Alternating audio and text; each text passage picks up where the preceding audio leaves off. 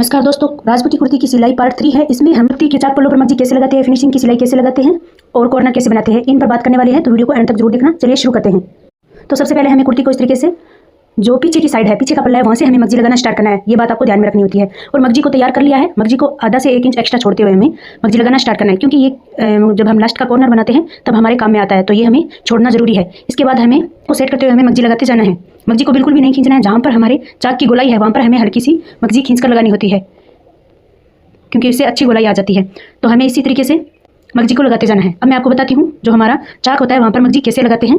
जो चाक है उसको ऐसे फैला लेना है। जो अंदर का एक्स्ट्रा कपड़ा है उसकी कटिंग कर देनी है, पिछले वीडियो में मैंने बताया है।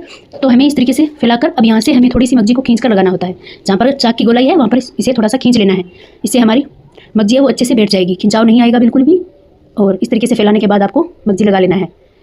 यहाँ पर मग्जी लगाने के बाद अब आपको मैं बताती हूँ कॉर्नर पर मग्जी कैसे लगाते हैं। सिलाई को यहाँ तक लाकर छोड़ देना है। इसके बाद हमें चाक से निशान लगा लेना है इस तरीके से, ताकि आपको पता चल सके कहाँ तक सिलाई लानी है। अब हमें सिलाई को यहाँ पर जो निशान लगाया है वहाँ तक लाकर सिलाई को पक्का कर लेना है। इसके बाद हम मशीन को हटा लेंगे।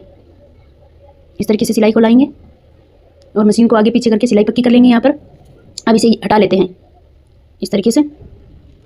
और अब हमें गूने से गूने को मिलाना है इस तरीके से। ये ध्यान से देख लेना, जो गूना है इतना कपड़ा यहाँ पे छोड़ा हुआ है, तो गूने को इस तरीके से गूने से मिलाते हुए हमें जहाँ पर हमने सिलाई छोड़ी थी वहाँ से वापस स्टार्ट करना है। तिरछी सिलाई लगानी है इस तरीके से। यहाँ से तिरछी सिलाई लगा लेनी है आपको इस तरीके से।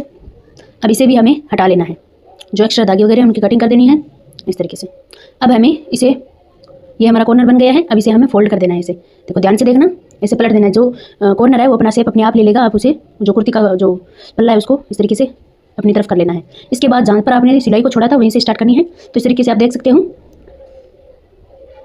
मशीन के फुट को रखना है। जहाँ पर आपने सिलाई को छोड़ा था वहीं से स्टार्ट करना है। तो वापस वही स्टेप फॉलो करना है। गूने को सेट करते हुए हमें मग्जी लगा लेनी है। इसके बाद मैं आपको कॉर्नर की फिनिशिंग दिखाती हूँ। तो ये देख सकते हो कॉर्नर है वो हमारा एकदम फिनिशिंग के साथ आया है इस तरीके से। अब हम अंदर की ओटिंग की सिलाई लगाएंगे। तो जो मग्जी को छोड़कर जो भी कुर्ती या फिर गूने का एक्स्ट्रा कपड़ा है उसकी कटिंग कर देनी है। उसके बाद हमें इस तरीके से मग्जी है वो एक्स्ट्रा है तो उसे ऐसे फोल्ड करना है। फोल्ड करते वक्त ध्यान देना है ये सिलाई हमारे गूने के ऊपर नहीं लगनी चाहिए। तो चलिए मैं आपको सिलाई लगाकर बताती हूँ। तो इस तरीके से हमें सिलाई लगा लेनी है। ऐसे फोल्ड करना है और सिलाई लगाते जाना है। इसी तरीके से पूरे पर सिलाई लगा लेनी है। इसके बाद ऊपर की सिलाई कैसे लगाते हैं ये भी बता देती हूँ। ओटिंग की सिलाई लगने के बाद हमें जहाँ से लास्ट वाला कॉर्नर बनाया था वहीं से हमें मग्जी की ऊपर वाली सिलाई लगाना स्टार्ट करना है। और 1 फुट की सिलाई छोड़कर हमें सिलाई लगाते जाना है। इस तरीके से गूने के ऊपर सिलाई नहीं लगनी चाहिए, एकदम अच्छी तरीके से सेट करते हुए हमें सिलाई लगा लेनी है। तो इस तरीके से हमारी कुर्ती की सिलाई कंप्लीट होती है। वीडियो अच्छा लगे तो like share and comment. Page पे नए हैं तो पेज को फॉलो जरूर करिए। चैनल पे नए हैं तो चैनल को सब्सक्राइब जरूर करना। Thank you for watching.